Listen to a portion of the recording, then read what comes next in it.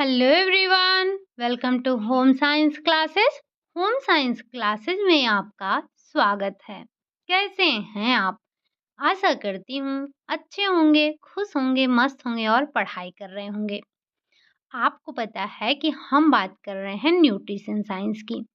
Nutrition science में भी हम प्रैक्टिस कर रहे हैं और प्रैक्टिस के ही थ्रू पूरे अपने जो हमारा न्यूट्रिशन साइंस है उसको हम कवर अप कर रहे हैं। आज की जो आपकी प्रैक्टिस सेट है वो है सेट नंबर 20। तो चलिए चलते हैं हम अपने पहले क्वेश्चन की तरफ और डिस्कस करते हैं अपने पहले क्वेश्चन को। उम्मीद है कि आप पेन और नोटबुक तो लेकर बैठे ही होंगे। पहला क्वेश्चन है आपका, निम्न में से कौन सा पोषण संबंधित देखभाल का पहला चरण है? पोषण संबंधी आवश्यकताओं की प्राथमिकता तय करना, पोषण संबंधी समस्या की पहचान करना, पोषण स्तर का मूल्यांकन करना या फिर योजना का मूल्यांकन करना। तो आपको पोषण संबंधित देखभाल के पहले चरण को बताना है। हालांकि ये सारे आपके पोषण से ही संबंधित हैं, बट जो पहला चरण है वो ये होता है कि आप क्या करेंगे, पोषण स्तर का मूल्यांकन करेंगे। ठीक, चलिए दूसरा क्वेश्चन है आपका, क्वेश्चन नंबर सेकंड है, कह रहा है डॉट डॉट डॉट में विभिन्न प्रकार के खाद्य पदार्थों का उचित अनुपात में प्रयोग किया जाता है ताकि पोषण संबंधी आवश्यकताओं को पूरा किया जा सके। किस आहार में, क्या जो आपका परिवर्तित आहार है उसमें, या संतुलित आहार में, पोषण मूल्यांकन में या विशेष आहार में? तो ध्यान रखिएगा, पोषण मूल्यांकन, ये जो आपका पोषण मूल्यांकन है, पोषण मूल्यांकन में विभिन्न प्रकार के खाद्य पदार्थों का उचित अनुपात में प्रयोग किया जाता है। क्यों? ताकि पोषण संबंधी जो भी हमारी रिक्वायरमेंट है वो पूरी हो सके, जो भी हमारी आवश्यकताएं हैं वो पूरी किया जा सके। ठीक, चलिए बढ़ते हैं अगले क्वेश्चन, क्वेश्चन नंबर थर्ड की तरफ। कह रहा है, अंतःशिरा से भोजन देने का क्या तात्पर्य है? अभी 2-3 दिन पहले आपने अंतःशिरा से भोजन कैसे दिया जाता है, ट्यूब द्वारा आप भोजन कब देते हैं, क्यों देते हैं, कैसे देते हैं, किन परिस्थितियों में हम ट्यूब द्वारा भोजन करवाते हैं, कब हम इंजेक्शन के द्वारा भोजन देते हैं, ये सारी चीज़ों को आपने पढ़ा था। तो आपको बताना है कि जो अंतःशिरा से भोजन देने का क्या मतलब होता है? क्या बच्चों को बोतल के द्वारा हम जो आहार देते हैं वो होता है, या ट्यूब के माध्यम से आहार दिया जाता है वो होता है, नसों में ड्रिप के माध्यम से पोषक तत्व देना, या फिर व्यक्ति को चिम्मच के या चम्मच की सहायता से चम्मच के माध्यम से तरल आहार देना आपका अंतःशिरा कहलाता है। तो आपको पता है ना कि अंतःशिरा का मतलब ये होता है कि जब आप जो आपके पोषक तत्व हैं उनको आप नसों में ड्रिप के माध्यम से जब उनको पोषक तत्व देते हैं तो वो आपके अंतःशिरा भोज्य पदार्थ कहलाते हैं। हम उन्हें अंतःशिरा से पोषक तत्व देते हैं। ये हम कब करते हैं? जैसे जो हमारा रोगी है, अगर वो भोजन को, जैसे उसके आमाशय में भी बहुत ज़्यादा तकलीफ है, नहीं वो किसी तरह से मतलब वो खाने के आहार नाल में, उसके पेट में हर जगह दिक्कत है। तो लेकिन अब व्यक्ति को पोषक तत्वों की आवश्यकता तो होगी ही होगी। जब हम देख रहे थे, जब उसके मुख में कोई दिक्कत थी या उसके जो हमारी भोजन नली है उसमें कोई दिक्कत हो रही थी, तो हम डायरेक्ट जो है जो ट्यूब होता है उसको इंसर्ट करा दे रहे थे उसके आमाशय में।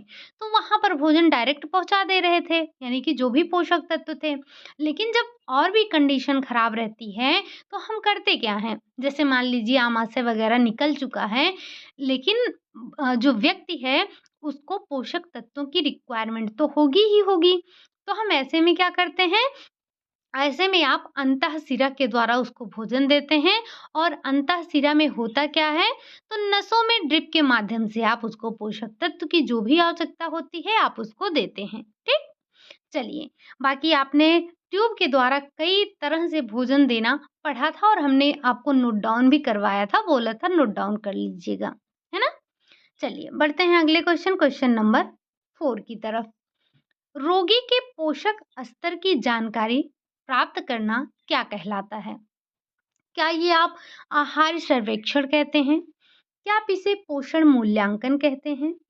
क्या आप इसे चिकित्सीय सर्वेक्षण कहते हैं? या फिर आप इसे चिकित्सक पोषण के नाम से जानते हैं? तो ध्यान रखिएगा कि जो रोगी के पोषक स्तर की जानकारी प्राप्त की जाती है, उसे हम पोषण मूल्यांकन के नाम से जानते हैं। क्या कहते हैं? उसे हम पोषण मूल्यांकन के नाम से जानते हैं। बढ़ते हैं अगले क्वेश्चन। क्वेश्चन नंबर 5 है। आहार में मुख्य अंतर निम्न में से किसकी उपलब्धता या फिर कमी होती है? जैसे जब आप आहार बनाते हैं, तो उसमें जैसे हम तरल पदार्थ रखते हैं, अर्ध तरल पदार्थ रखते हैं, मृदु पदार्थ रखते हैं, पोषक तत्व रखते हैं। तो आपको बताना है कि आहार में सबसे मुख्य अंतर क्या होता है? क्या वो तरल पदार्थ का होता है, कमी या उपलब्धता, रेशे का है, पोषक तत्व का है या फिर मृदुता का है? तो हमें पता है ना कि भोजन में किसका अंतर होता है? रेशे का। तो ज़रा आप हमें ये बताइए, किस रोगी को कोई ऐसा 1-2 रोग बताइए कि आप उसमें जो है, जो रेशे युक्त भोज्य पदार्थ हैं, उनको नहीं देते हैं। ठीक? चलिए, बढ़ते हैं अगले क्वेश्चन नंबर 6 की तरफ। थोड़ा-सा लंबा हो गया है, आई थिंक आपको अभी दिख रहा होगा, प्रॉपर दिख रहा होगा सब कुछ। बात करते हैं क्वेश्चन नंबर 6 की। कह रहा है, 1 वर्ष या उससे अधिक समय तक चलने वाली स्वास्थ्य समस्या को क्या कहते हैं? जिसमें या जिसके कारण व्यक्ति की विशेष चिकित्सा देखभाल की आवश्यकता होती है तथा जिसके कारण वह अपने दैनिक गतिविधियों का भी सुचारू रूप से नहीं कर सकता है। इसे आप क्या कहेंगे? क्या उसे आप पोषण उपचार कहेंगे? क्या आप उसे आहार के उपचार कहेंगे? आप उसे पोषण मूल्यांकन कहेंगे या आप उसे चिरकालिक रोग के नाम से जानेंगे?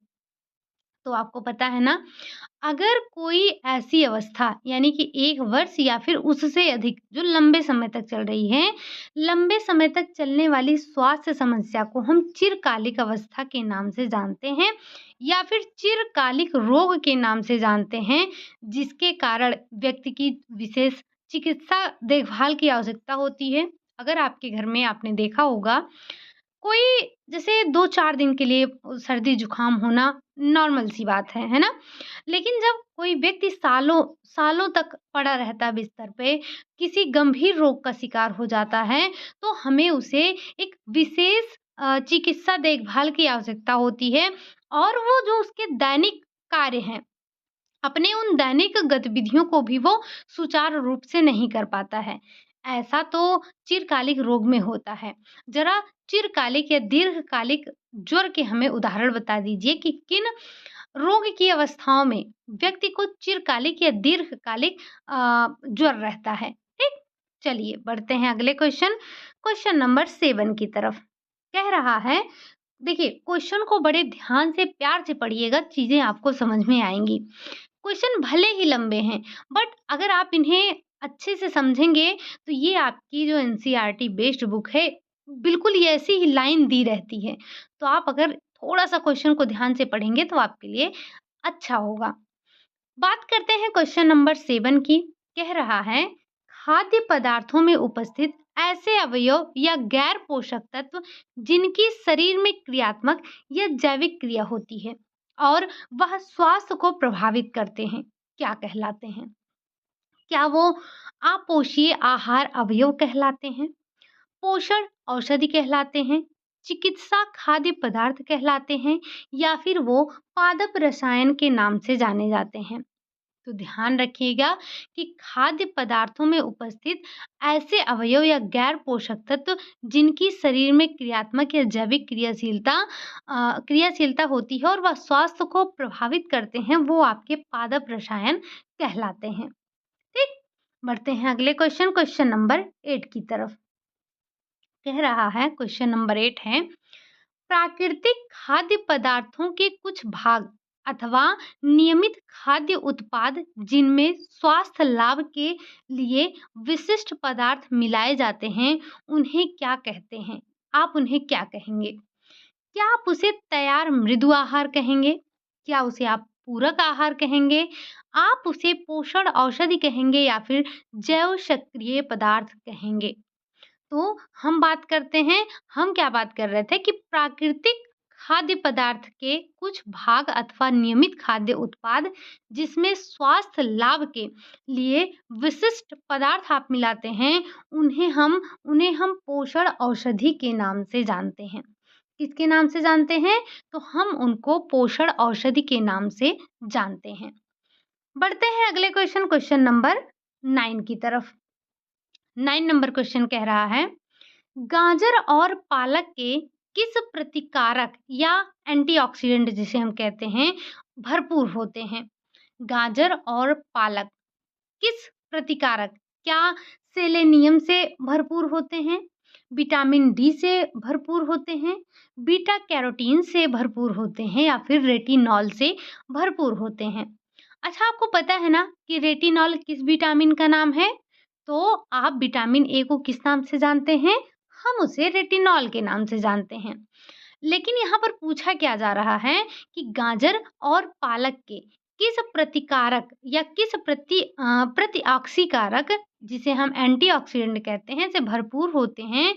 तो वो आपके बीटा कैरोटीन, क्योंकि आपको पता है कि जो ये रेटिनॉल होता है, विटामिन ए होता है, ये आपको ये जो हमारे पादप जगत के खाद्य पदार्थ होते हैं, उनसे हमको नहीं मिलता है, ठीक? मिलता किससे है? तो रेटिनॉल जो होता है, ये आपको प्राणिज खाद्य पदार्थों से ही मिलता है, ठीक? बाकी आप हमें ये बताइए कि एंटीऑक्सीडेंट कौन-कौन से विटामिन होते हैं, ठीक? किन-किन, क्या आप सारे विटामिन को एंटीऑक्सीडेंट बोलते हैं या कुछ आपके ऐसे विटामिन हैं जिनको आप एंटीऑक्सीडेंट के नाम से जानते हैं, ठीक? चलिए, बढ़ते हैं हम अगले क्वेश्चन नंबर 10 की तरफ। कह रहा है, क्वेश्चन थोड़ा-सा लंबे हैं, तो आप थोड़ा-सा इनको ध्यान से देखिएगा, कट कुछ भी नहीं रहे हैं आपके। निम्न में से कौन-सा कथन गलत है? आपके सामने 4 कथन दिए गए हैं। इन कथनों को आप ध्यान से पढ़िएगा और बताइएगा कि कौन से आपके कथन गलत कहे गए हैं। पहला कथन कहा जा रहा है, फल, सब्जियां और दालें खाने से हृदय रोग उत्पन्न होने का खतरा कम होता है। क्या ये कथन सत्य है? अगला है, ओआरएस व लैक्टोज मुक्त दूध चिकित्सक खाद्य पदार्थों के उदाहरण हैं। क्या ये बात सत्य है? या अत्यधिक परिष्कृत खाद्य पदार्थ स्वास्थ्य के लिए लाभकारी होते हैं? या विटामिन ए और विटामिन सी शरीर में संरक्षी भूमिका निभाते हैं? इसमें से आपको बताना है गलत कथन। और हम ये बहुत अच्छे से जानते हैं कि जब हम फल, सब्जियां, दालें खाते हैं, तो इससे हृदय रोग का खतरा होने की जो चांसेस होते हैं बहुत कम होते हैं। तो ये तो हमारा कथन सही है। अगला है कि जो ये आपका ओआरएस है, जरा एक बार इसका फुल फॉर्म बताइए कि ओआरएस का फुल फॉर्म क्या होता है? ओआरएस और जो लैक्टोज मुक्त, यानी कि जिस दूध में लैक्टोज नहीं होता है, चिकित्सीय खाद्य पदार्थ के उदाहरण हैं। तो आपको पता है कि जिनको दूध नहीं पचता है, हम उनको लैक्टोज मुक्त दूध देते हैं और ओआरएस का फुल फॉर्म आप बताएँगे, तो ये बिल्कुल आपके चिकित्सीय खाद्य पदार्थ के उदाहरण हैं। अब क्या हम और आप ओआरएस का घोल पीते रहते हैं? नहीं, जब हमें कोई तकलीफ होती है, चिकित्सक हमें सलाह देते हैं, तब हम पीते हैं। बाकी लैक्टोज मुक्त दूध, हम सब जो दूध पीते हैं, तो क्या उसको हम लैक्टोज मुक्त करके पीते हैं? नहीं, वो भी आपका चिकित्सीय खाद्य पदार्थ के अंतर्गत आता है। जब हमें डॉक्टर मना करता है, तो हम उसको नहीं लेते हैं। बाकी आपको ये बहुत अच्छे से पता है कि जो भी हमारे अत्यधिक परिष्कृत खाद्य पदार्थ हैं, वो हमारे स्वास्थ्य के लिए कतई लाभकारी नहीं हो सकते हैं। तो यहाँ पर आपका ये कथन गलत दिया गया है। कहा जा रहा है कि अत्यधिक परिष्कृत जो खाद्य पदार्थ हैं, वो हमारे स्वास्थ्य के लिए अच्छे हैं। जी नहीं, वो हमारे स्वास्थ्य के लिए बहुत ही हानिकारक हैं। अगला आपसे कहा जा रहा है कि विटामिन ए और सी शरीर में संरक्षी भूमिका निभाते हैं। तो जी हाँ, बिल्कुल निभाते हैं। बचा क्या आपका? यही यही एक कथन आपका गलत दिया गया है, जो कि हमें गलत छाँटना था। बाकी इन तीनों पॉइंट को ध्यान रखिएगा, ये तीनों पॉइंट बिल्कुल सही दिए गए हैं। और चौथे पॉइंट को आप ध्यान रखेंगे तो ये आपके जो अत्यधिक परिष्कृत खाद्य पदार्थ होते हैं, ये हमारे स्वास्थ्य के लिए हानिकारक होते हैं। हो सकता है कि अगला स्टेटमेंट अगर जो आपसे पूछे तो यही पूछ ले, ठीक? तो ध्यान रखेंगे चीज़ों को। फिर भी आप एक क्वेश्चन आपके लिए है, वो ये है कि जैसे अभी आपने देखा कि लैक्टोज़ मुक्त दूध देते हैं ना, वैसे हम किस रोगी को ग्लूटेन फ्री ये रोटी देते हैं? किसके रोगी को? ठीक? चलिए बढ़ते हैं हम अगले क्वेश्चन नंबर 11 की तरफ। कह रहा है थायराइड ग्रंथ की क्रिया किस हार्मोन द्वारा नियंत्रित होती है? क्या ये थायरॉक्सिन के द्वारा होती है? क्या ये रेटिनॉल के द्वारा होती है? क्या ये थायराइड स्टिमुलेटिंग हार्मोन के द्वारा होती है या फिर इन सब के द्वारा होती है? तो हमें पता है कि ये जो थायराइड ग्लैंड है ये कहाँ पाई जाती है? आपके गले में पाई जाती है। तो ये जो थायराइड ग्रंथ है ये किस हार्मोन का स्राव करता है? किस हार्मोन के द्वारा नियंत्रित किया जाता है? जो हमारे थायराइड की क्रिया है वो आपका कंट्रोल किया जाता है, नियंत्रित किया जाता है थायराइड स्टिमुलेटिंग हार्मोन के द्वारा, ठीक? जिसे आप TSH भी कहते हैं। अगर कभी आपसे इसका फुल फॉर्म पूछेगा तो भी आप चीज़ों को थोड़ा-सा ध्यान रखिएगा। बढ़ते हैं अगले क्वेश्चन नंबर 12 कह रहा है, शरीर में आयोडीन की कमी से कौन-सा रोग होता है? क्या बांझपन होता है? क्या बौनापन होता है? क्या गलगंड होता है या फिर उपरोक्त सभी? तो वैसे तो अगर हमें हमें पता है ना कि क्या होता है कि जब शरीर में आयोडीन की कमी होती है, तो एक तो सबसे पहले ये बौनापन देखने को मिलता है, ये गलगंड देखने को मिलता है, साथ ही साथ बांझपन भी देखने को मिलता है, यानी कि उपरोक्त सभी आपका राइट आंसर हो जाएगा। अगला क्वेश्चन है क्वेश्चन नंबर 13 कह रहा है, नमक और आयोडीन का मिश्रण क्या कहलाता है? जब आप नमक में आपको पता है ना कि नमक में क्या पाया जाता है? आयोडीन। आयोडीन ऊपर से भी मिलाया जाता है और आयोडीन को चेक भी किया जाता है। आपको बताना है कि जो हम ये नमक और आयोडीन का मिश्रण करते हैं, उसे हम क्या कहते हैं? क्या उसे आप आहार वितरण कहते हैं? आप उसे आहार फोर्टिफिकेशन कहते हैं? आप उसे आहार परिवर्तन कहते हैं या फिर उपरोक्त सभी? इनमें से आपका कौन-सा सही होगा? अच्छा, ये आपने नमक में आयोडीन मिलाया क्यों? क्योंकि आपको नमक में आयोडीन नहीं मिल रहा था। तो जब आपने नमक में आयोडीन की कमी थी तो आपने उस कमी को पूरा किया। तो ये आपका क्या कहलाया? ये आपका कहलाया आहार फोर्टिफिकेशन और आप आहार फोर्टिफिकेशन के बारे में पढ़ चुके हैं। बढ़ते हैं हम अगले क्वेश्चन नंबर 14 की तरफ। कह रहा है, किसी भी देश के नागरिकों का अच्छा या बुरा पोषक स्तर किसको सीधे प्रभावित करेगा? क्या देश की अर्थव्यवस्था को प्रभावित करेगा? क्या देश की प्रगति को प्रभावित करेगा? या फिर देश की उत्पादकता को प्रभावित करेगा? या इन सभी को प्रभावित करेगा? तो हम जानते हैं ना कि अगर हम किसी भी देश के नागरिकों का अच्छा या जो उसका बैड पोषक स्तर होता है, बुरा पोषक स्तर होता है, वो किसको प्रभावित करता है? तो वो सीधे-सीधे इन सभी को प्रभावित करेगा, यानी कि देश की अर्थव्यवस्था भी प्रभावित होगी, देश की प्रगति भी प्रभावित होगी, साथ ही साथ देश की उत्पादकता में भी प्रभाव दिखेगा आपको। उपरोक्त सभी आपका राइट आंसर हो जाएगा। बढ़ते हैं अगले क्वेश्चन नंबर 15 की तरफ। कह रहा है, आरक्तता किसकी कमी से होने वाला रोग है? आरक्तता या जिसे हम रक्ताल्पता के नाम से जानते हैं, ये किसकी कमी से होता है? क्या लौह तत्व की कमी से होता है? क्या ये आपका विटामिन ए की कमी से होता है? या आपका आयोडीन की कमी से होता है? या फिर ये आपका कैल्शियम की कमी से होने वाला रोग है? तो ये हम बहुत अच्छे से जानते हैं, बड़ा बेसिक सा क्वेश्चन है, बार-बार हमारे नज़रों के सामने आता है। और हम अपना जब भी न्यूट्रिशन साइंस डिस्कस करते हैं, 1-2 बार इसकी चर्चा तो कर ही लेते हैं। कभी किसी क्वेश्चन के फॉर्म में तो कभी किसी ऑप्शन के फॉर्म में। आरक्तता जो होता है ये आपका लौह तत्व यानी कि आयरन की कमी से होने वाला रोग होता है।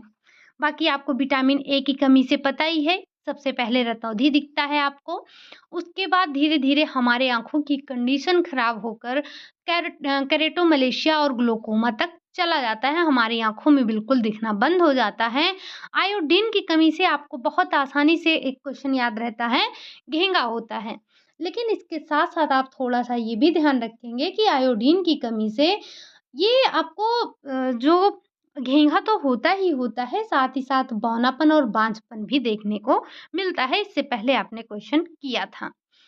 बाकी कैल्शियम आपको पता है कि कैल्शियम जो होता है ये आपके अस्थियों और दाँतों के लिए बड़ा ही इम्पोर्टेंट होता है।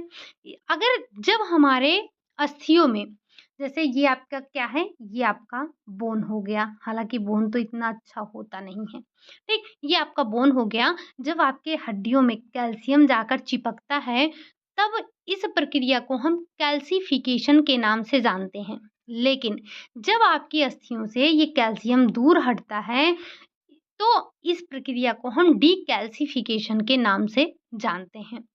बढ़ते हैं अगले क्वेश्चन की तरफ। क्वेश्चन नंबर 16 कह रहा है, इनमें से पोषण की कमी व अधिक खाने में कौन सी स्थिति पैदा होती है?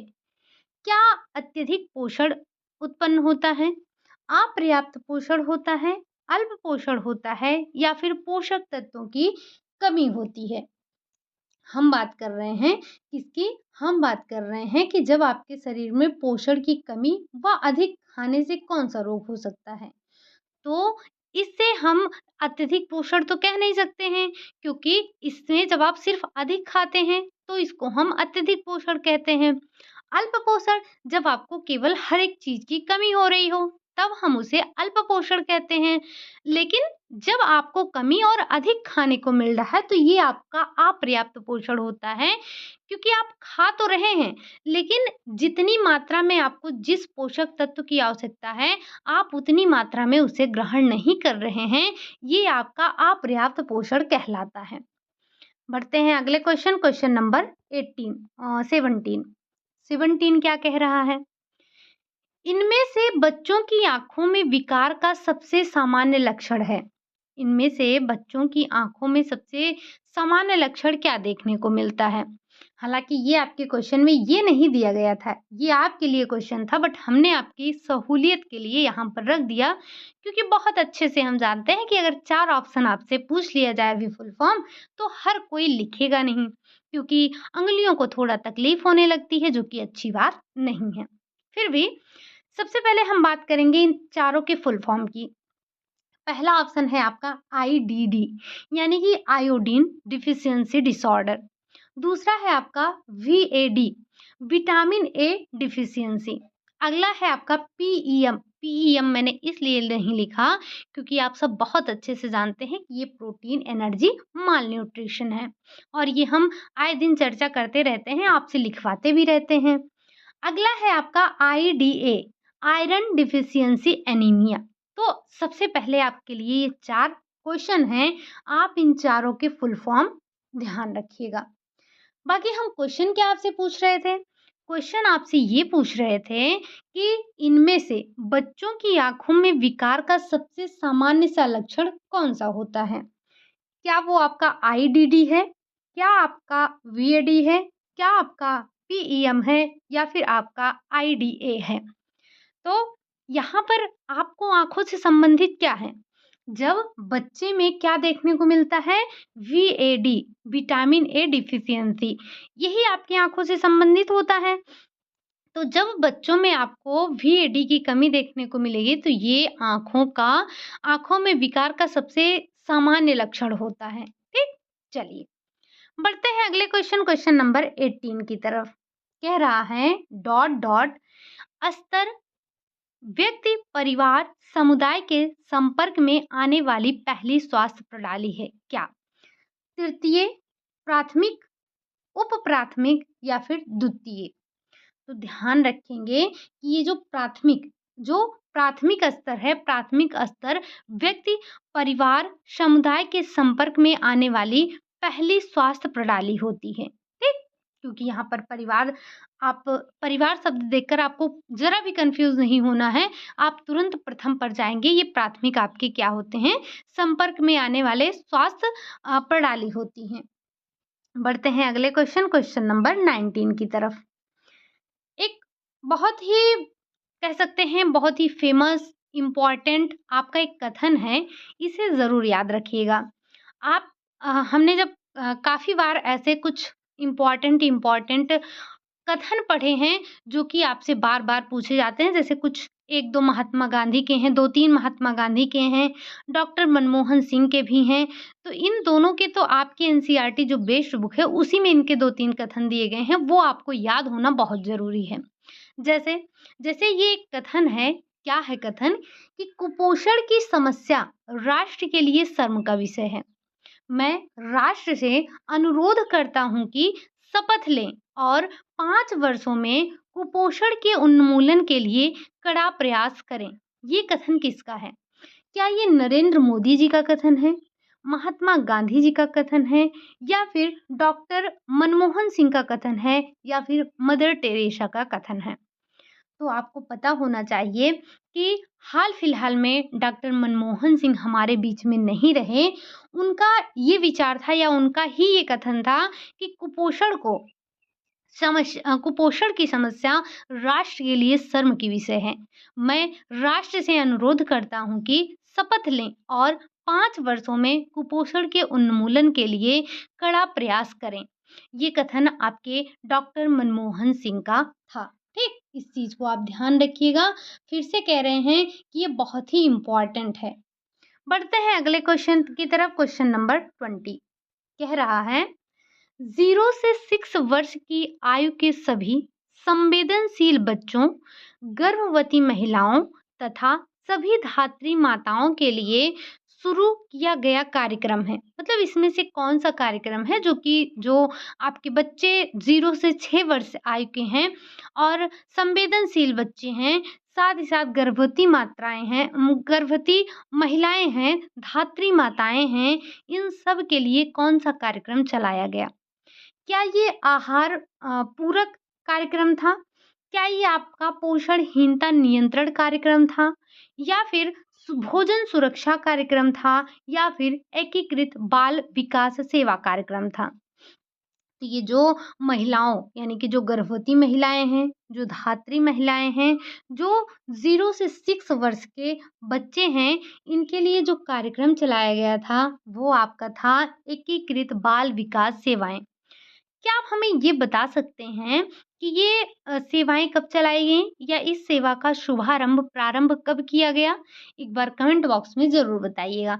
मैं इसका जो शॉर्ट फॉर्म है वो आपको नहीं बताऊँगी, आपको हिंदी इसके पढ़ के उसके बाद ही आपको बताना है कि इस कार्यक्रम या इस योजना की शुरुआत कब हुई थी।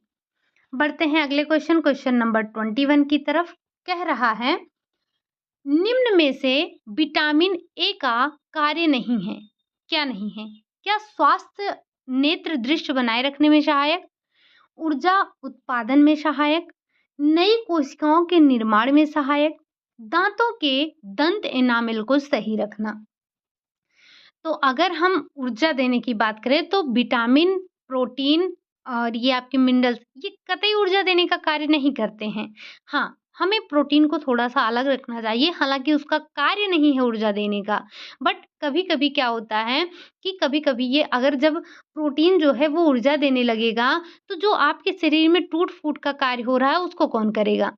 जैसे जैसे ये मान के चलिए कि अगर आपके घर में मम्मी हैं, पापा हैं, आप हैं, 2 मानते हैं कि आप छोटे-छोटे हैं। तो अब अगर पापा जो है आप घर पे खाना बना रहे हैं, आप क्या करें? कहते हैं हम खाना नहीं बनाएँगे, आराम करेंगे और पापा आके खाना बनाएँ। इसमें कोई शर्म वाली बात नहीं है कि वो खाना बना रहे हैं। बात ये है कि अगर पिताजी घर पे रह के काम करने लगेंगे, तो पैसा बाहर से कौन लेकर आएगा? सबसे बड़ी बात तो ये है। तो वो कार्य करेंगे, लेकिन उसके बदले में पैसा कौन ला कर देगा? तो पैसा तो मिलेगा नहीं। तो ये जो आपका विटामिन और सॉरी ये जो आपका प्रोटीन होता है, इसका कार्य होता है कि जो आपके शरीर में टूट-फूट और टूट-फूट हो रहा है उसकी मरम्मत करे, कोशिकाओं का निर्माण करे। अब जब ये ऊर्जा देने लगेगा तो टूट-फूट का कार्य जो हो गया, इसकी मरम्मत का कार्य हो गया, नई कोशिकाओं का निर्माण का कार्य हो गया, वो कौन करेगा? अब उसको तो जब वो चला जाएगा ऊर्जा देने के लिए तो वो तो कार्य करेगा नहीं। तो इसीलिए आपके जो ऊर्जा देने वाले तत्व होते हैं उनमें हम फैट और कार्बोहाइड्रेट को रखते हैं। बाकी प्रोटीन का काम होता है कि सुरक्षा करे, प्रोटीन का कार्य होता है कि मरम्मत करे, देखभाल करे, कोशिकाओं का निर्माण करे। लेकिन जो आपके विटामिन और मिनरल्स होते हैं ये रक्षा का कार्य करते हैं। तो यहाँ पर आपसे पूछा जा रहा है कि जो विटामिन ए है, विटामिन ए कौन-सा कार्य नहीं करेगा या किस कार्य में सहायता नहीं करेगा? तो भाई वो आपके स्वस्थ नेत्र दृष्टि बनाए रखने में सहायक है। विटामिन ए का संबंध ही हम आँखों से बताते हैं। नई कोशिकाओं का निर्माण करेगा, ये भी अभी-अभी हमने बताया। साथ ही साथ ये दाँतों के दंत एनामल को भी अच्छे बनाए रखते हैं, लेकिन ये कभी ऊर्जा देने में सहायक नहीं होते हैं। ठीक? तो ये आपके विटामिन जो होते हैं, ये आपकी ऊर्जा देने का कार्य नहीं करते हैं, वैसे भी हम इनको सुरक्षात्मक खाद्य पदार्थ कहते हैं। तो जैसे अभी हमने बताया कि अगर पापा घर पे खाना बनाने लगेंगे, तो या तो मम्मी जाए पैसा कमाने, ये तो हो सकता है, तो दोनों में से एक को बाहर जाना पड़ता है, लेकिन यहाँ पर ऐसा नहीं होता है। जो आपका विटामिन होता है और मिनरल्स होते हैं, ये सुरक्षा का कार्य करते हैं। प्रोटीन अपना तोड़-फोड़ जो भी हो रहा है, उनकी मरम्मत वगैरह करता है, बाकी एनर्जी देने का काम जो फैट होते हैं और कार्बोहाइड्रेट होते हैं, वो करते रहते हैं। ठीक? चलिए, बढ़ते हैं हम अगले क्वेश्चन नंबर 22 की तरफ।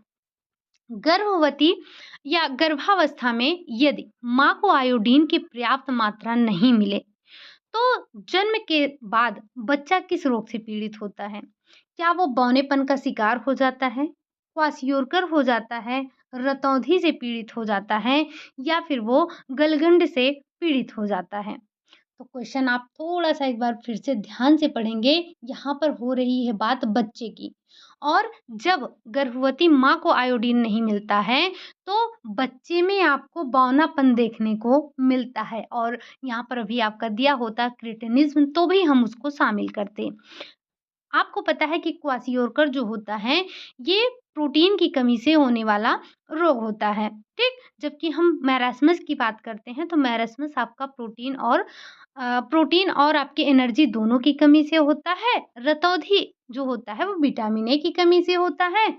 गलगंड जो होता है, ये आयोडीन की कमी से होने वाला रोग है, लेकिन क्वेश्चन आपसे कुछ और ही पूछा गया है। क्वेश्चन को अगर कोई भी कन्फ्यूज़न हो, अगर आपके दिमाग में आया होगा गलगंड तो आप थोड़ा-सा क्वेश्चन को फिर से पढ़िएगा। यहाँ पर माँ की बात हो रही है कि जब गर्भावस्था के दौरान माँ जो है वो आयोडीन कम मात्रा में लेती है, तो जो बच्चा होता है वो जन्म के बाद बौनेपन का शिकार हो जाता है। ठीक? चलिए, ऑप्शन नंबर आपका पहला सही होगा। बढ़ते हैं क्वेश्चन नंबर 23 की तरफ। कह रहा है विटामिन ए की कमी के कारण होने वाले अंधेपन को रोकने के लिए भारत सरकार ने निम्न में से कौन सा कार्यक्रम की शुरुआत की थी? क्या राष्ट्रीय रोग निरोधक कार्यक्रम शुरू किया? क्या एकीकृत बाल विकास सेवाएं शुरू की? आहार पूरक कार्यक्रम शुरू किया या फिर भोजन सुरक्षा कार्यक्रम शुरू किया? सबसे पहले तो आप इन दोनों का हमें ये बताइए कि इनकी शुरुआत कब हुई थी? जब हम बात करते हैं आहार पूरक योजना या जो ये आपका आहार पूरक योजना है, आहार पूरक योजना किसके लिए चलाया गया था? जब हम बात करते हैं भोजन सुरक्षा योजना तो इसके अंतर्गत कुछ योजनाएँ आपकी चलाई गई थी। ज़रा आप हमें बताएँगे कि ये कौन-कौन सी योजनाएँ थी? या अगर हम ये आपसे पूछें कि आहार पूरक योजना जो है इसके अंतर्गत साथ ही साथ भोजन सुरक्षा योजना जो है, कार्यक्रम जो है, इसके अंतर्गत कौन-कौन सी योजनाएँ चलाई गई थी? आप ये बताएँगे? हम बात कर लेते हैं इस क्वेश्चन की। क्वेश्चन को एक बार फिर से पढ़ लेते हैं क्या? विटामिन ए की कमी के कारण होने वाले अंधेपन को रोकने के लिए भारत सरकार ने निम्नलिखित में से कौन से कार्यक्रम की शुरुआत की थी? तो आपको पता है कि राष्ट्रीय रोग निरोधक कार्यक्रम की शुरुआत भारत सरकार के द्वारा की गई थी। अगर आपसे यही पूछ ले कि राष्ट्रीय रोग निरोधक कार्यक्रम की शुरुआत किसके द्वारा की गई, अंधेपन को रोकने के लिए किसके द्वारा की गई, तो आप बताएंगे भारत सरकार के द्वारा की गई। ठीक, चलिए बढ़ते हैं अगले क्वेश्चन, क्वेश्चन नंबर 24।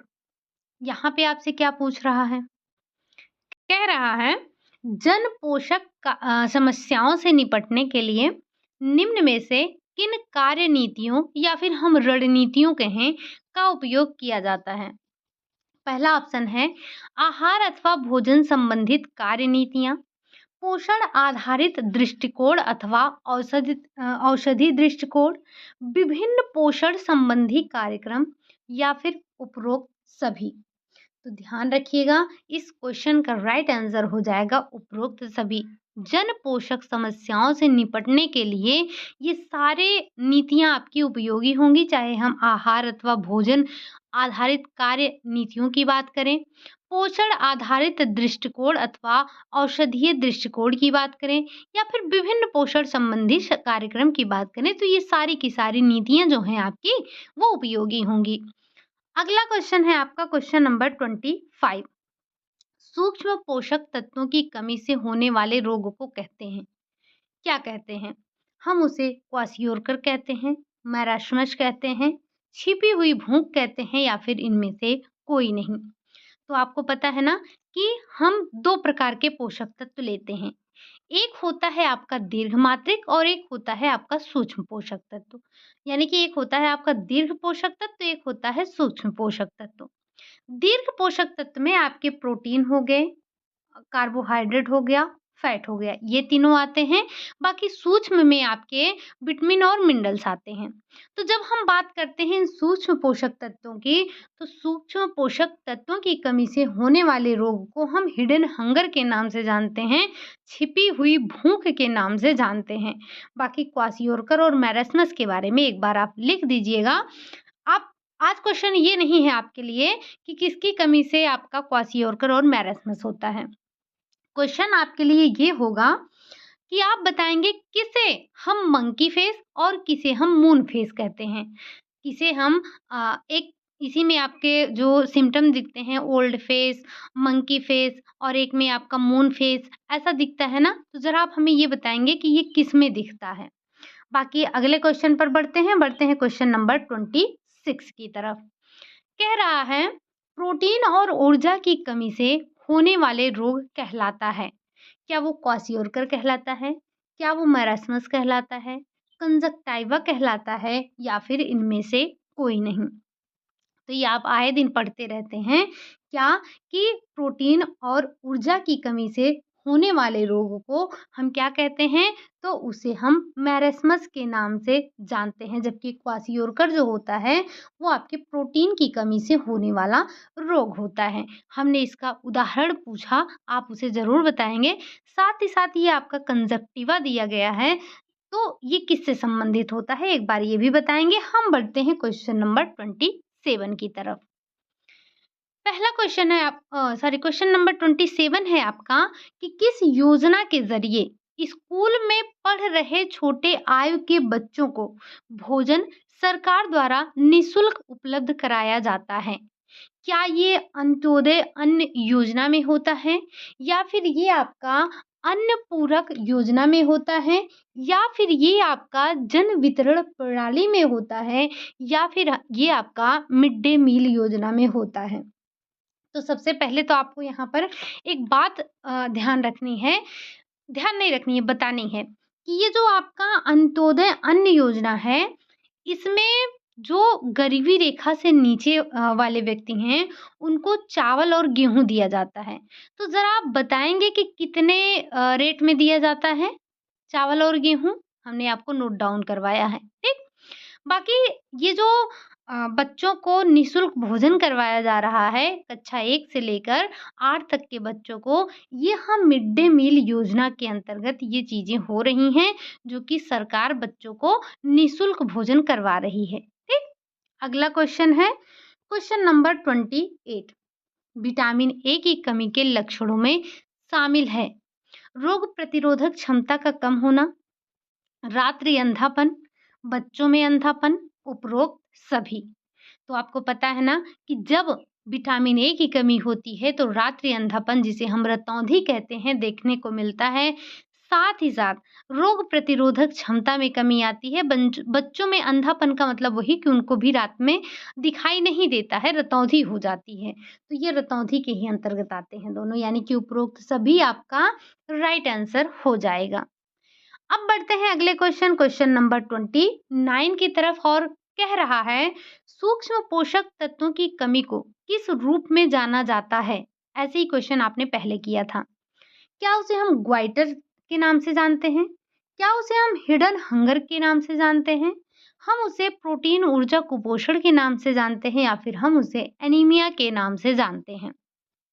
तो आपको पता है ग्वाइटर जो है घेंघा रोग होता है, आयोडीन की कमी से होने वाला रोग होता है। ये अगर हम प्रोटीन ऊर्जा की बात करते हैं तो ये मैरेस्मस होता है। जब प्रोटीन ऊर्जा की कमी होती है तो मैरेस्मस होता है। एनीमिया आप सब जानते हैं कि लौह तत्व की कमी होने पर एनीमिया होती है। बच्चा क्या आपका हिडन हंगर, जिसे हमने छिपी हुई भूख कहा था। तो सूक्ष्म पोषक तत्वों की कमी को हम हिडन हंगर के नाम से जानते हैं। आई थिंक ये क्वेश्चन बड़ा ही आसान था। अगला क्वेश्चन है आपका क्वेश्चन नंबर 30 है। निम्न में से कौन सा कुपोषण के तत्काल कारण है? क्या अपर्याप्त आहार का सेवन है, अपर्याप्त शिक्षा है, पर्याप्त स्वास्थ्य सेवाएं हैं, या फिर खराब स्वच्छता है? तो कुपोषण के तत्काल कारण की अगर हम बात करें तो कुपोषण के तत्काल कारण में आता है आपका अपर्याप्त आहार का सेवन करना। ठीक, बढ़ते हैं अगले क्वेश्चन नंबर 31 की तरफ। जब बच्चे की शारीरिक ऊंचाई उम्र के अनुपात से कम होती है तो इसे हम क्या कहते हैं? क्या इसे आप निम्न भार कहेंगे, वृद्धि मंदन कहेंगे, बौनापन कहेंगे, या फिर प्रोटीन ऊर्जा कुपोषण कहेंगे? तो देखिए आप यहाँ पर एक ऑप्शन के साथ जा सकते हैं। यहाँ हम ऊंचाई की बात कर रहे हैं तो निम्न भार का तो कोई लेना देना ही नहीं है, प्रोटीन ऊर्जा की बात ही नहीं है। बचा बचा क्या आपका? तो वृद्धि मंदन बचा, और साथ ही साथ आपका बौनापन बचा। आप कहेंगे कि जब बच्चे की शारीरिक ऊंचाई उम्र के अनुपात में कम है तो आप उसे बौनापन कह देंगे। जी नहीं, हम यहाँ जो जब बच्चे की शारीरिक ऊंचाई उसके उम्र के अनुपात में कम होती है तो इसे हम वृद्धि मंदन के नाम से जानते हैं, बौनापन इसमें नहीं आएगा। बढ़ते हैं अगले क्वेश्चन की तरफ। क्वेश्चन नंबर 32 बहुत बड़ा क्वेश्चन हो गया है, बट दिख रहा होगा। कह रहा है कि आपको इसमें से गलत कथन बताना है, यानी कि यहाँ पर कोई 3 कथन ऐसे हैं जो कि सही हैं, बट एक ऑप्शन आपका ऐसा है जो कि गलत है। तो चलते हैं, देखते हैं। पहला ऑप्शन दिया गया है, बढ़े हुए थायराइड को गलगंड के रूप में जाना जाता है। इसका सबसे प्रमुख कारण होता है आयोडीन की कमी, और हम सब जानते हैं ये कथन आपका पूर्णतः सत्य है। शरीर में ऑक्सीजन के संवहन के लिए हीमोग्लोबिन की आवश्यकता होती है। जी बिल्कुल होती है, हम जानते हैं। विटामिन ए की कमी के कारण बच्चों के विकास पर प्रतिकूल प्रभाव पड़ता है। ये भी हम जानते हैं, ये भी कथन आपका सत्य है। बचा क्या? प्रोटीन की कमी से मैरेस्मस रोग होता है।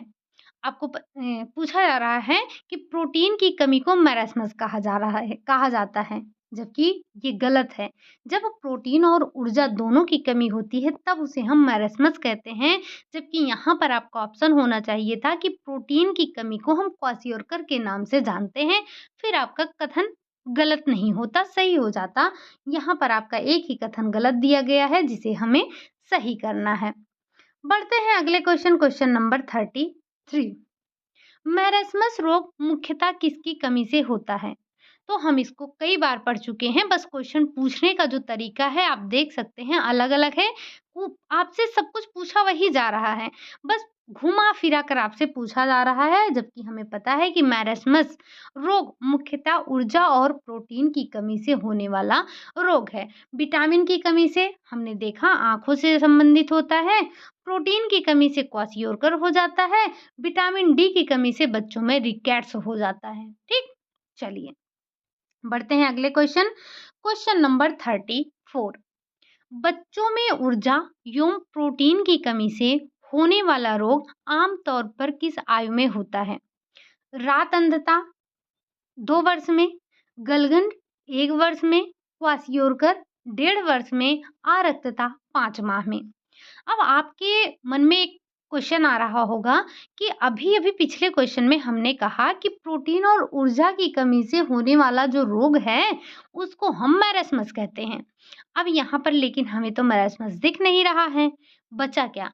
बचा आपका यहाँ पर क्वासियोरकर। तो हम इसे इसी ऑप्शन के अकॉर्डिंग जाएँगे। ध्यान रखिएगा, ये मेरा बनाया हुआ क्वेश्चन नहीं है, क्योंकि मैं कभी भी ऐसे क्वेश्चन नहीं बनाती हूँ, लेकिन जब आपके बुकों में ऐसा क्वेश्चन होता है, तो उसे आपकी नज़रों के सामने लाना बहुत ज़रूरी होता है, ताकि कभी पेपर में जब ऐसी सिचुएशन आपके सामने आए, तो आप तुरंत ध्यान रखें कि आपके बुक का दिया हुआ ये चीज़ है। तो जब बच्चों में ऊर्जा और प्रोटीन की कमी होती है, तो उसे हम क्वासियोरकर के नाम से जानते हैं। हालाँकि हमें पता है कि मैरास्मस के नाम से जानते हैं, बट ऑप्शन के अकॉर्डिंग हमें यही सही करना है। और ये किस आयु में होता है? तो 1.5 वर्ष की अवस्था में ये होता है। बढ़ते हैं अगले क्वेश्चन की तरफ। Question number 35। कौन सा रोग वयस्कों में लोहे की कमी से होता है? क्या रिकेट्स होता है? क्या अस्थि मृदुता होती है? क्षय रोग होता है या फिर आरक्तता होती है? क्वेश्चन फिर वही पूछा गया, बस थोड़ा-सा प्रश्नों के जो लैंग्वेज हैं, उसमें थोड़ी-सी हेर-फेर की गई और ऑप्शन आपके चेंज किए गए बस। बाकी पूछा वही जा रहा है। अगर आपका कॉन्सेप्ट क्लियर है, तो क्वेश्चन आप धड़ल्ले से कर जाएँगे। क्योंकि हमें पता है कि जब हम लोहे की कमी की बात करते हैं, तो लोहे की कमी से एक ही चीज़ होता है, क्या होता है? आरक्तता, जो कि आपके यहाँ ऑप्शन में दिया गया है उसके अकॉर्डिंग। बढ़ते हैं हम अगले क्वेश्चन नंबर 36। अब यहाँ भी आपको एक गलत कथन बताना है। मतलब कि कोई 3 ऑप्शन हैं जो कि सही है, एक आपका कोई है जो कि गलत है। तो हम उस गलत को काट-छाँट के बगल करते हैं। है क्या? बच्चों में संक्रमण, खसरा, दस्त भी कुपोषण को बढ़ावा देते हैं। जी, बिल्कुल ये सही है कि अगर बच्चों में संक्रमण है, खसरा है, दस्त है, तो ये सारी चीज़ें कुपोषण को बढ़ावा देती हैं। आंतों में कीड़े भी कुपोषण को जन्म देते हैं, बिल्कुल देते हैं।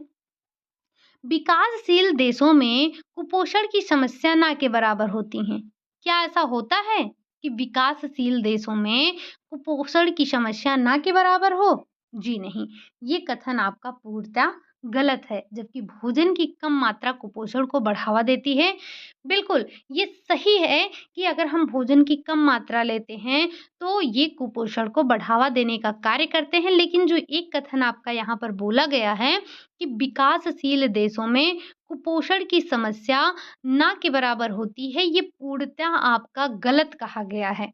ठीक? चलिए, बढ़ते हैं अगले क्वेश्चन नंबर 37 की तरफ। क्या कह रहा है? कह रहा है, किसी भी देश के किसी भी देश के नागरिकों का अच्छा या बुरा पोषक स्तर किसको सीधे प्रभावित करता है? आई थिंक ये आपका रिपीटेड क्वेश्चन है, क्योंकि ये आपका रिपीट हो चुका है। तो हमें पता है कि अगर किसी किसी भी देश के नागरिक का जो अच्छा या फिर जो बुरा पोषक स्तर है, वो सीधे-सीधे देश की अर्थव्यवस्था, देश की प्रगति, देश की उत्पादकता, इन सब को प्रभावित करने का कार्य करती है। ठीक? बढ़ते हैं अगले क्वेश्चन नंबर 38 की तरफ। 38 नंबर का क्वेश्चन आपसे पूछ रहा है, संसाधित तथा तले हुए खाद्य पदार्थों में निम्न में से पोषक तत्व की कमी पाई जाती है। क्या उसमें रेशों की कमी होती है? क्या उसमें वसा कम पाया जाता है? कार्बोहाइड्रेट की कमी होती है या फिर आयरन की कमी होती है? तो हमें पता है कि जो संसाधित और तले हुए खाद्य पदार्थ होते हैं, उनमें आपको रेशे की कमी देखने को मिलती है। क्या कम होता है? रेशा। अगला क्वेश्चन नंबर 39 है। पोषक तत्वों की कमी के कारण 15 माह के बच्चों में कौन-सा रोग अधिक पाया जाता है? क्या क्वाशियोरकर अधिक देखने को मिलता है? सूखा रोग आपको देखने को मिलता है या फिर वेरी-वेरी देखने को मिलता है या फिर टोड स्किन देखने को मिलती है? ज़रा आप हमें ये बताएँगे कि ये टोड स्किन आपको किसमें देखने को मिलता है? बाकी हम बात कर लेते हैं कि पोषक तत्वों की कमी के कारण 15 माह में जो बच्चों में रोग देखने को मिलता है, वो आपको देखने को मिलता है सूखा रोग, जिसे हम मैरास्मस के नाम से जानते हैं। और अभी-अभी जो इससे पहले 2 क्वेश्चन पहले आपने किया था, हमने फिर भी आपको बताया था कि क्वाशियोरकर नहीं, वहाँ पर मैरास्मस होना चाहिए और ये मैरास्मस होता है, ठीक? तो पोषक तत्वों की कमी के कारण जो 15 माह के बच्चों में जो रोग होता है, वो होता है सूखा। बढ़ते हैं अगले क्वेश्चन और क्वेश्चन नंबर 40 पर पहुँचते हैं। ये भी एक कथन है और बहुत ही फेमस लाइन है आपकी, पूछी भी जाती है, ध्यान रखने की आवश्यकता है और ध्यान रखने के साथ-साथ थोड़ा-सा सोचने-विचारने की भी आवश्यकता है, इस पर चिंतन-मनन करने की आवश्यकता है।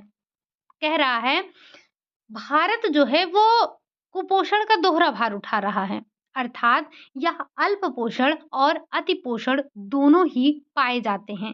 क्या ये कथन आपका सत्य है, असत्य है, आंशिक रूप से सत्य है या फिर इनमें से कोई नहीं? तो ये लाइन जब हम पहले दिन न्यूट्रिशन साइंस डिस्कस करते हैं, तभी से लेकर लास्ट जब हम पढ़ते हैं, अपना न्यूट्रिशन साइंस को ख़त्म करते हैं, तब तक अक्सर हम इसकी चर्चा करते हैं क्या कि जो हमारा भारत है वो दोहरे कुपोषण के भार को उठा रहा है।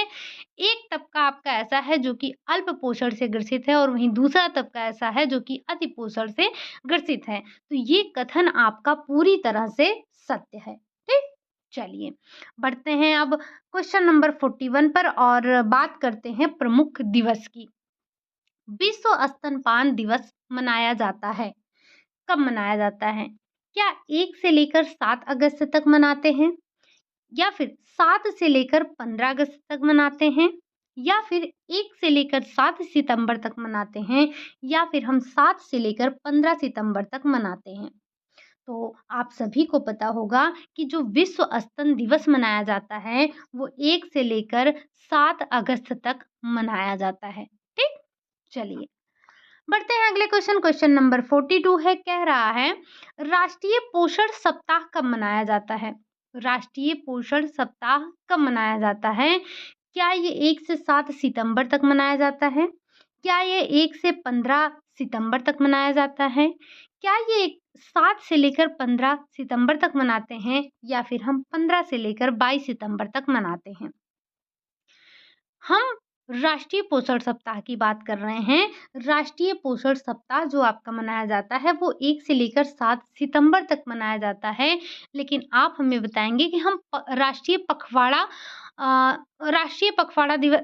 पोषण पखवाड़ा दिवस कब मनाते हैं? ये आपको बताना है, ठीक? अगला क्वेश्चन है आपका क्वेश्चन नंबर 43। विश्व संरक्षण दिवस कब मनाया जाता है? क्या ये 1 दिसंबर को मनाया जाता है, 2 दिसंबर को मनाते हैं, 3 दिसंबर को मनाते हैं या फिर हम 4 दिसंबर को मनाते हैं? तो इम्पोर्टेंट डेज़ है, ध्यान रखिएगा। विश्व संरक्षण दिवस जो मनाया जाता है वो 3 दिसंबर को मनाया जाता है। एक बार कमेंट बॉक्स में छापिएगा, बड़ा ही साधारण सा क्वेश्चन है, 1 दिसंबर को हम क्या मनाते हैं? बढ़ चलते हैं हम अपने अगले क्वेश्चन, क्वेश्चन नंबर 44 की तरफ। विश्व मानव अधिकार दिवस कब मनाया जाता है? 1 दिसंबर को, 5 दिसंबर को, 10 दिसंबर को या फिर 12 दिसंबर को मनाया जाता है? तो हमें पता है कि जब हम बात करते हैं विश्व मानव अधिकार दिवस की, तो ये मनाया जाता है आपका 10 दिसंबर को। ज़रा आप हमें ये बताएँगे कि हम 10 जनवरी को क्या मनाते हैं? 10 दिसंबर की बात हो गई, तो हमें आप एक बार ये बताइएगा कि हम 10 जनवरी को क्या मनाते हैं? बढ़ते हैं हम अगले क्वेश्चन और आज का आपका लास्ट क्वेश्चन है, क्वेश्चन नंबर 45 है, कह रहा है यूनिसेफ दिवस कब मनाया जाता है? यूनिसेफ दिवस तो हम ये देख ही लेंगे कब मनाया जाता है। पहले देख ही लेते हैं, 1 दिसंबर, 2, 10 या फिर 11 दिसंबर। तो बहुत आसान है, हम मनाते हैं यूनिसेफ दिवस 11 दिसंबर को। यहाँ से आपके लिए 2 क्वेश्चन। पहली बात, ये जो यूनिसेफ है इसका फुल फॉर्म क्या है? और हर एक का आंसर मिलना चाहिए मुझे। यूनिसेफ जो है इसका फुल फॉर्म बताएँगे। यूनिसेफ की स्थापना कब हुई? ज़रा आप हमें ये भी बताएँगे। यूनिसेफ भारत में कब से कार्य कर रहा है? आप हमें बताएँगे, ठीक? तो आई थिंक मैंने आज आपसे लगभग 15 क्वेश्चन पूछे हैं और उम्मीद है कि कल कल तक नहीं, आज शाम मैं आज रात में करीब आपके कमेंट देखूँगी, 11-12 बजे के आस-पास ज़रूर देखूँगी। तब तक मुझे अगर मैंने 15 क्वेश्चन पूछे हैं, तो कम से कम आपके 150 क्वेश्चन 150 कमेंट आने चाहिए। क्यों? क्योंकि कम से कम 10 लोग के तो आंसर आने ही चाहिए, ठीक? तो उम्मीद है ऐसा कि आज रात में जब मैं देखूँ, तो 150 कमेंट मुझे दिखने चाहिए एक तरफ से। अब मैं नहीं जानती कि आप कितने क्वेश्चन बताएँगे, कैसे बताएँगे, बट आप सारे क्वेश्चन का जवाब आप सबको देना है। आज की क्लास को यहीं तक रखते हैं। ये थे आपके टोटल 45 क्वेश्चन, जिसमें हमने 5 दिवस किए, 40 आपके न्यूट्रिशन साइंस के क्वेश्चन थे। अब हम न्यूट्रिशन साइंस की समाप्ति की ओर हैं। जैसा कि हमने आपको पहले ही कहा था कि 20 से 25 क्लासेस लगेंगे हमें अपने पूरे न्यूट्रिशन साइंस को कवर अप करने में। तो आज आपकी 20 नंबर की क्लास है। आई थिंक अभी आपकी 4 से 5 से और ही ज़्यादा क्लासेस हो सकती हैं। तो आप लोग अभी बने रहिएगा। हम कोशिश करेंगे कि आज कितना है आपका? आज 28 है। नहीं, इस महीने तो नहीं ख़त्म हो पाएगा, बट इतना कोशिश करेंगे कि नेक्स्ट वीक हमारा जो है ये न्यूट्रिशन साइंस पूरी तरह से समाप्त हो जाए। देन हम स्टार्ट करेंगे टेक्सटाइल, और उसे भी इसी न्यूट्रिशन साइंस की तरह ही अच्छे से डिटेल में पढ़ेंगे क्वेश्चनों के माध्यम से ही, क्योंकि आपने थ्योरी की क्लासेस तो पहले ही कर रखी हैं। अच्छा, आपका ये समाप्त होने वाला है न्यूट्रिशन साइंस। अगर आप में से कोई ऐसा हो जिसे कोई टॉपिक ना समझ में आया हो, या अभी उसको लगता है कि कुछ नया बचा है, तो एक बार कमेंट बॉक्स में ज़रूर बताइएगा। हम कोशिश करेंगे कि उसको थ्योरी के माध्यम से ही आपको कवर अप करवाएँ, ठीक? चलिए फिर आज के लिए यही इतना रखते हैं। क्लास आपको कैसी लगी? क्वेश्चन आपको कैसे लगे? अगर अच्छे लगे हों तो लाइक करिएगा, चैनल पर पहली बार आए हैं तो सब्सक्राइब भी करिएगा। साथ ही साथ मैंने आपको पहले ही बता दिया कि मुझे आज 150 कमेंट दिखने चाहिए। 150 का मतलब होता है कि 150, ठीक? तो इतने कमेंट मुझे दिखने चाहिए शाम तक या रात तक, या आप 150 कमेंट जब भी कर देंगे, आज मैं चेक करूँगी कि 150 कमेंट कब पूरे होते हैं, ठीक? चलिए फिर आज के लिए इतना रखते हैं, मिलते हैं नेक्स्ट क्लास में। तब तक के लिए खुश रहिए, मस्त रहिए और पढ़ाई करते रहिए।